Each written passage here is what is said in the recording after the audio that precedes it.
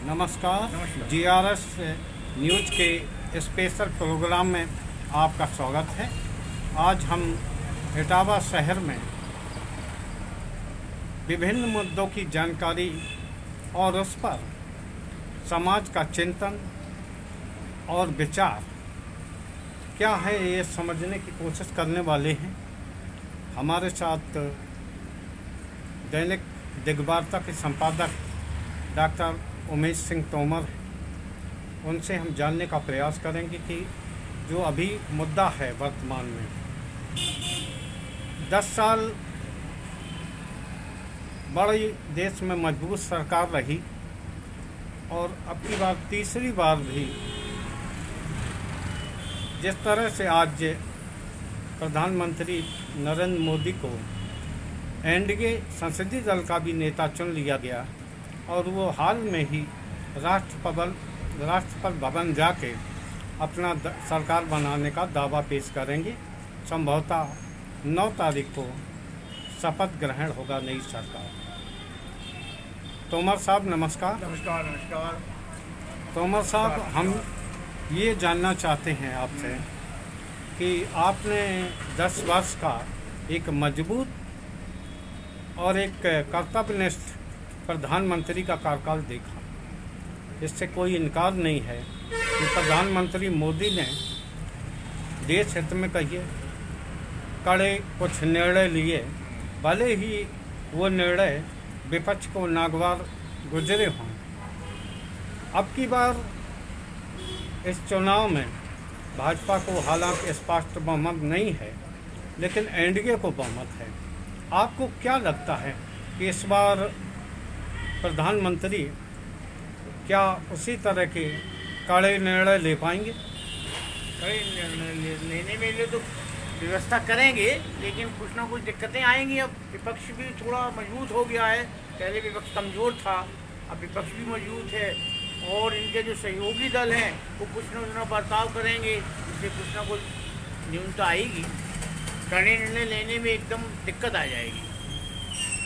नहीं, जैसा कि अभी संकेत मिल रहे हैं कि जो 2 एनडीए के सबसे बड़े एलआई नायडू और नीतीश कुमार की जो पार्टियां हैं, तो उन्होंने लोकसभा अध्यक्ष की ऐसा बताया जा रहा कि मांग रखी। क्या नायडू को या हम या कहेंगे एनडीए कॉन्वे को प्रधानमंत्री के मोदी के ऊपर भरोसा नहीं है कि उनका दल सलामत रहेगा?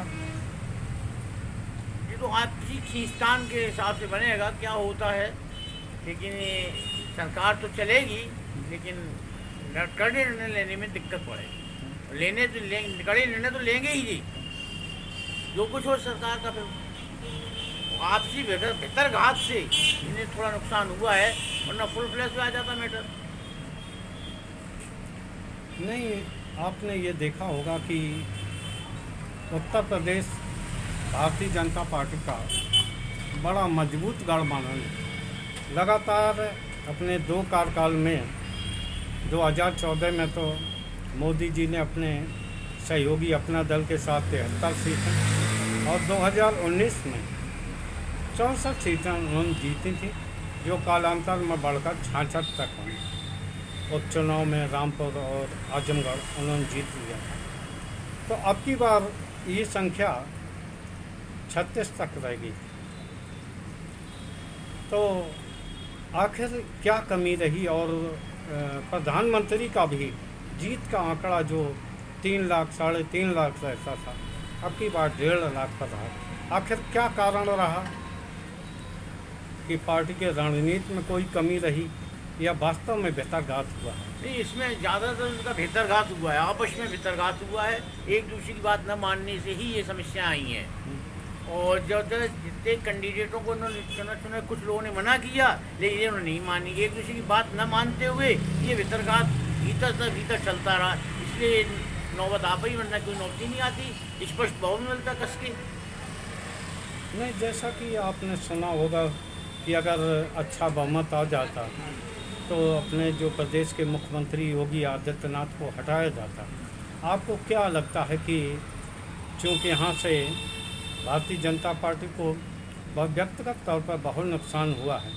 क्या योगी आदित्यनाथ को हटाया जाएगा, या अभी जो केंद्र में मिली जुली सरकार है, आपने भी कहा कि अभी नरेंद्र मोदी उतने ताकतवर संभवतः नहीं रहेंगे तीसरे कार्यकाल में, क्या वो योगी को हटा सकते हैं? नहीं, ऐसा भी कुछ नहीं होगा। इनका पूरा कार्यकाल चलेगा 2.5 साल का। अभी जो 5 साल हैं, अभी 2.5 साल रह गई हैं, इन्हें कोई दिक्कत नहीं आएगी। इनकी प्रोसेस में क्या दिक्कत है, वरना इनकी केवल आपसी बातचीत के तहजे में इनको भीतरघात हुआ है और कुछ नहीं हुआ है। और इनकी थोड़ी जो मतलब अक्कड़पन था, उनको थोड़ा सबक सिखाने के लिए किया गया है, वरना ऐसा कोई नियम नहीं। सब इन अभी भी तैयार है, अगर दोबारा चुनाव करा दिया जाए तो अभी इनको फुल रेस मिल सकती है, लेकिन अक्कड़पन में ये आएगी। तो आपको क्या लगता है, क्योंकि मोदी जी ने कभी भी ना गठबंधन की सरकारें चलाई हैं ना, तो क्या आपको महसूस होता कि वो जिस तरह उन्होंने अभी सरकार बनाई है, क्या वो इसी सहजता से सरकार चलाएंगे, या दलों में तोड़ फोड़ करके अपना बहुमत बनाने का प्रयास करेंगे? ये प्रयास तो करनी पड़ेगा, कुछ ना कुछ तो करेंगे। सरकार उसको चलाएंगे तो दोबारा सरकार में दिक्कत हो जाती है, खर्चा बहुत होता है, और सरकार तो चलेगी। अब कैसे चले ये आपसी इनका बैठ के बात करेंगे।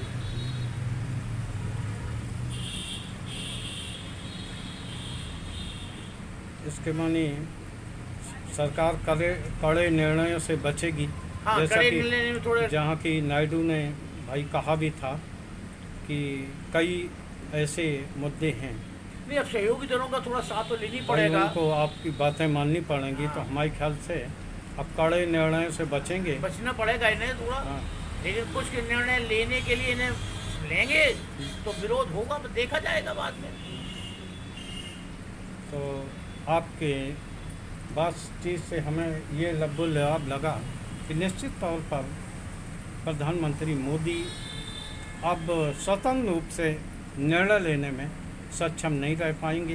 न चाहते हुए भी उन्हें अपने सहयोगी दल की बातें माननी ही होगी, क्योंकि अगर सरकार चलाना है तो देखना है कि अब मोदी का जो नया अवतार है गठबंधन चलाने का, वो कितना सहज उतारता है। बहुत बहुत आपका धन्यवाद तोमर साहब, हमें समय देने के लिए।